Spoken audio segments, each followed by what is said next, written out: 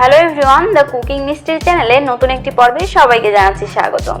আজকে খুব মজাদার একটি পিঠার রেসিপি আপনাদের সাথে শেয়ার করব। এটি খেতে অসম্ভব মজার আর তৈরি করার প্রসেস একদমই আলাদা। যে কেউ খুব সহজেই পিঠাটা তৈরি করে নিতে পারেন আর যে কোনো সময় নাস্তা হিসেবে এই পিঠা পরিবেশন করতে পারেন।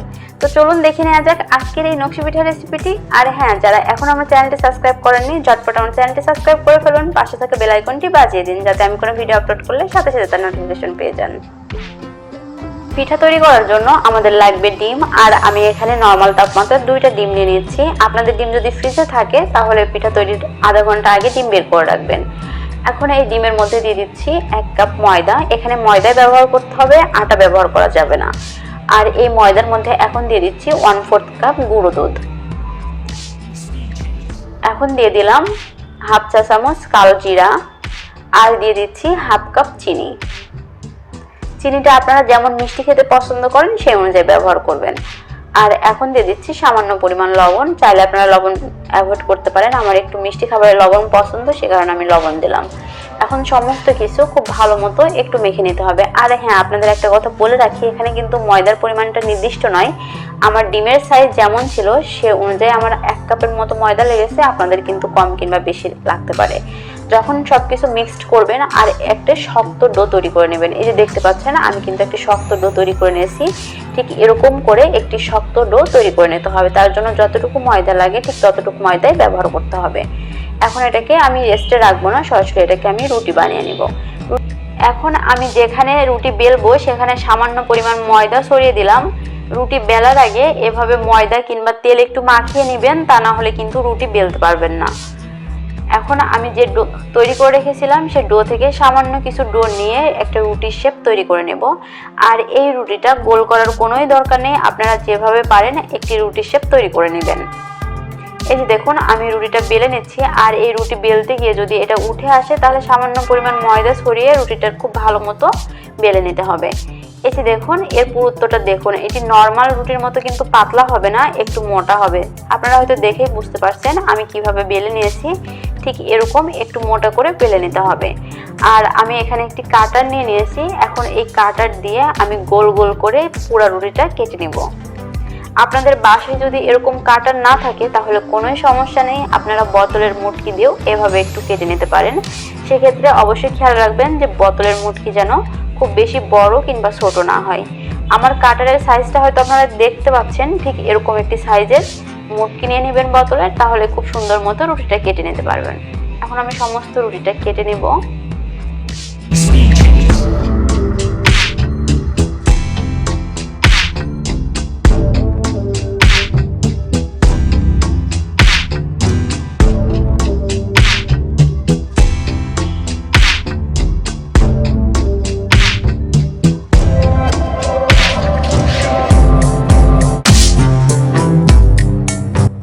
এই যে দেখুন আমি সমস্ত রুটি কিন্তু কেটে নিয়েছি। এখন রুটির অবশিষ্ট যে অংশগুলো আছে সেগুলোকে এভাবে আমি উঠিয়ে নিব।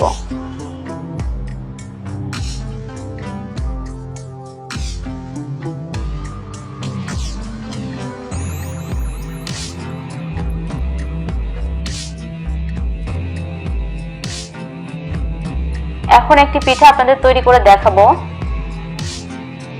প্রথমেই দুই পাশ থেকে এভাবে নিয়ে দুই মুখ একসাথে করে লাগিয়ে দিতে হবে। এই যে দেখুন আমি কিভাবে করছি, দুই পাশ থেকে নিয়ে মুখটা লাগিয়ে দিলাম। আর এই দুই পাশের যে দুই অংশ আছে এটির পিছন দিকে একটু টেনে নিয়ে গিয়ে একসাথে করে লাগিয়ে দিতে হবে। এই যে দেখুন খুব সহজেই কিন্তু পিঠাটা হয়ে গেল। যে কেউ খুব সহজে এটি তৈরি করে নিতে পারবেন, বাচ্চারাও চাইলে এটা তৈরি করতে পারবে। আমি আরেকটি পিঠা আপনাদের তৈরি করে দেখাচ্ছি। একইভাবে আমি দুই পাশ থেকে নিয়ে মুখটা লাগিয়ে দিলাম আর পেছনের অংশটা পেছন দিকে একটু টেনে নিয়ে গিয়ে লাগিয়ে দিব। এই যে দেখুন হয়ে গেল খুব সুন্দর একটি পিঠা। এভাবেই আমি বাকি পিঠাগুলো তৈরি করে নেব।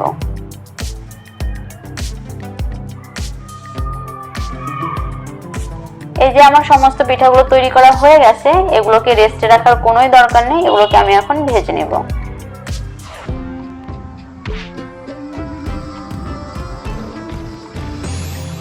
চুলায় একটি পাত্রে পরিমাণ মতো তেল বসিয়ে দিয়েছি। আর তেল মিডিয়াম গরম হয়ে আসলে এর মধ্যে দিয়ে দিচ্ছি আগে থেকে তৈরি করে রাখা পিঠা। আর এই তেলটা কিন্তু আপনি ধোয়া ওঠাতে যাবেন না, তেল মিডিয়াম গরম হওয়ার পরে পিঠাগুলো ছাড়তে হবে।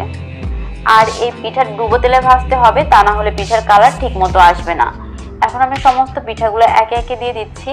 আর এ পর্যায়ে আমার চুলার হিট ছিল মিডিয়াম ফ্লেমে, আর এই পিঠাটা আমি লো টু মিডিয়াম ফ্লেমে ভেজে নিয়েছি।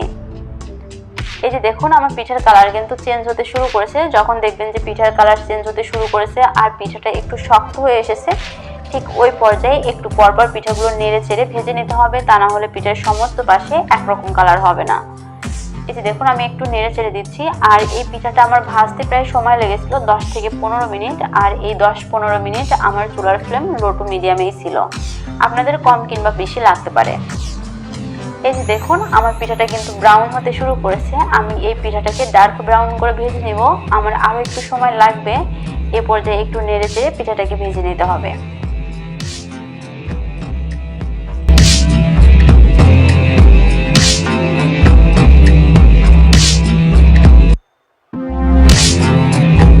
এই যে দেখুন আমার পিঠার কালার কিন্তু অনেকটাই চেঞ্জ হয়ে এসেছে, এটা প্রায় ডার্ক ব্রাউন হয়ে গেছে। আমি আরেকটু ভেজে নেব, ভেজে এটাকে উঠিয়ে নেব। এখন আমি এই পিঠাটাকে উঠিয়ে পরিবেশন করে নেব।